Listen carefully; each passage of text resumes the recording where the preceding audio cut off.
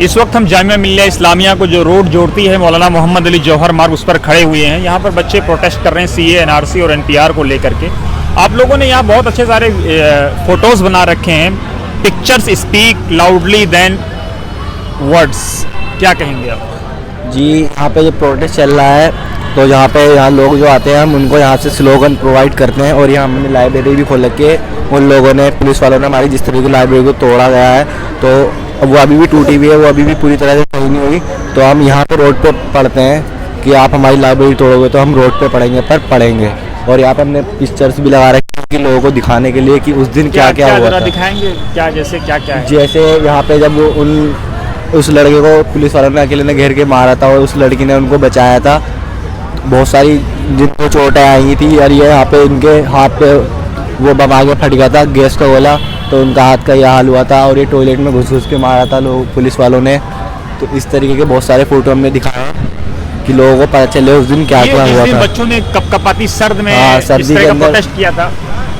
वो उस दिन लोगों ने अपनी शर्ट वेट कपड़े मतलब उतार के प्रोटेस्ट करा था। बिल्कुल ठंड थी उस दिन, बहुत ज़्यादा ठंड थी, पर उनके अंदर जज्बा था प्रोटेस्ट करने का, तो उन्होंने अपने कपड़े उतार के भी प्रोटेस्ट करा था। और उस तरफ हमने सुप्रीम कोर्ट आपने बनाया है। उधर आपने सुप्रीम कोर्ट बना रखा है। सुप्रीम कोर्ट बनाया। मैं कहूँगा जरा जैन से कि सुप्रीम कोर्ट को दिखाएं जरा।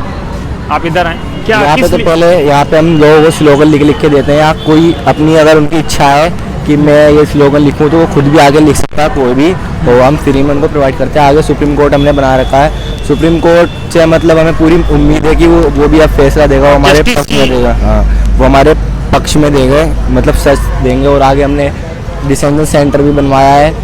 कुछ लोगों को ऐसा लगता है कि हमारे पास मतलब प्रूफ है हमारे पास, या फिर जिनको ऐसा लगता है जो खास करके नॉन मुस्लिम है कि हमारे पास प्रूफ नहीं है तो हम सीए द्वारा वापस आ जाएंगे, पर उन्हें कुछ दिन के मतलब एनआरसी द्वारा वो हट जाएंगे ना, डिसेंशन सेंटर में जाएंगे ना, तो उसको हमने एग्जाम्पल के तौर पे दिखाया कि आपको उसमें आना पड़ेगा। और वही ये तो अभी एग्जाम्पल है, रियल डिसेंशन सेंटर है वो तो उससे भी बहुत खतरनाक है। आप लोग जो ये प्रोटेस्ट कर रहे हैं इसको किस हद तक लेकर के जाएंगे? क्या आप लोगों को लगता है कि आप लोगों को जस्टिस मिलेगा? क्योंकि सरकार बार बार कह रही है कि हम 1 इंच पीछे नहीं हटेंगे, और आप लोगों का भी हौसला बढ़ता जा रहा है दिन ब दिन। जितनी गोलियां लाठियां आप पर बरस रही उतने ही आप लोग मजबूत होते जा रहे हैं। मौत आनी है, अब प्रोटेस्ट में आके मर जा रहे हैं, कैसे भी मर पाया, मौत आनी है। अगर अब वो गोली मारते तो हम खाएंगे।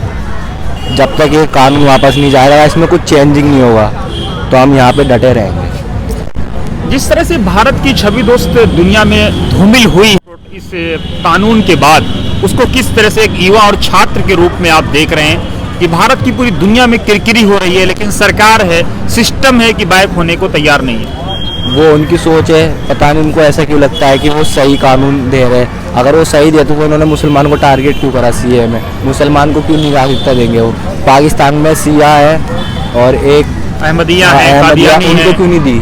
उनको भी देनी चाहिए। वहाँ पे उनको परेशान करा जाता है, वो मुसलमान है तब भी उनको क्यों नहीं दे रहे हो नागरिक? बहुत से लोग तो ये भी कह रहे हैं दोस्त कि दलितों पर भी अतिक्रमण होगा, सिखों पर भी अतिक्रमण होगा, ओबीसी पर होता है, आदिवासियों पर होगा। उनको नहीं देना, इनको इनका टाइम जो इनकी सोच है वो हिंदू राष्ट्रीय बनाने को है, मतलब इस हिंदुस्तान को या भारत को। नहीं लगता कि इस देश का तकरीबन 95% जो पोस्ट है वो नॉन मुस्लिम्स के पास है? अब कौन सा हिंदू राष्ट्र बनेगा? बच्चा क्या है? गोली चली है जिसमें आपके स्टूडेंट तो स्टूडेंट को लगी है। फोटो ले है ना उसका, हमने उनकी भी पिक्चर निकलवाई है, जो मतलब जो अब हुआ था ये पहले की पिक्चर, ये उसके हाथ पे गोली लगी थी। अगर इसको शादाब के हाथ पे जो गोली लगी है, उसकी फ्रेंड जो है उसको संभाले हुए हैं ये। अगर ये गोली हाथ को छोड़ के और कहीं लग जाती है कि इस स्क्रिप्ट में बच्चे दिखाने की कोशिश कर रहे हैं कि ये बच्चा बैरिकेड पुलिस ने नहीं खोला। जिस तरह से पुलिस के रवैये पे सवाल उठ रहे हैं, पुलिस को बर्बर कहा जा रहा है इस फोटो के बाद। ये फोटो वाकई बहुत शर्मनाक है कि बच्चा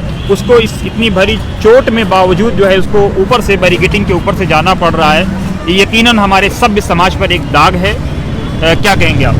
अगर ये गोली इसके हाथ पर ना लगकर और कहीं लग जाती तो कौन जिम्मेदारी लेता उसकी? अब पुलिस वाले भी हाथ बांध के वहाँ सामने खड़े हुए थे।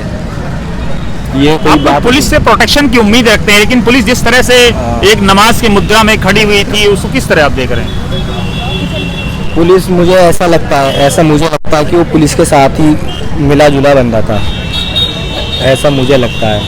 अब वो उन्होंने भेजा और उन्होंने उसमें ही गोली चलाई और उसको उन्होंने पीछे ले लिया। आप किस तभी तो क्लास में हाथ- पढ़ रहे हैं? मैं 11th क्लास में पढ़ता हूँ। और उनका साफ कहना है कि गर्चे हमारी लाइब्रेरी तोड़ दी जाए, लेकिन हम सड़क पर पढ़ेंगे, लेकिन पढ़ेंगे, और एक शिक्षित भारत, एक सुरक्षित भारत बनाने के लिए आप वचनबद्ध हैं। हाँ, ताकि हम मतलब सब लोगों को पढ़ना चाहिए। जो देश का प्रधानमंत्री बनता है वो पढ़ा लिखा होना चाहिए, तभी वो देश को चला पाएगा, समझ पाएगा। ऐसी कोई बन जाता है तो देश में यही जो आज हो रहा है वो होगा। यानी इसलिए हम अनारकी पढ़ेंगे, की स्थिति हम पढ़ेंगे। आप पढ़ेंगे चाहे और हम रोड पढ़ेंगे। पे पढ़ेंगे पर पढ़ेंगे, ताकि आने वाले जो प्रधानमंत्री बने वो पढ़ा लिखा बने। आप भी कुछ बोलेंगे? जी, कल जो यहाँ पे हादसा हुआ था तो उसमें बताया जा रहा है, जो जिसका नाम गोपाल बताया जा रहा है, जिसने गोली मारी है, उसको जो है बता रहे हैं उसको साइको की प्रॉब्लम है। उसे अगर प्रॉब्लम होती तो पुलिस पे भी तो अटैक करता। तो उसने बस एक छात्र पे गोली चलाई, जो इस स्कूल ये जामिया यूनिवर्सिटी का एक छात्र है, उसका नाम है शदाब। उसके हाथ पे गोली लगी, अगर उसके कहीं और गोली लगती तो उसकी हत्या भी हो सकती थी, मारता। और पुलिस वाले भी उसे इतनी आसानी से कैसे लेके गए?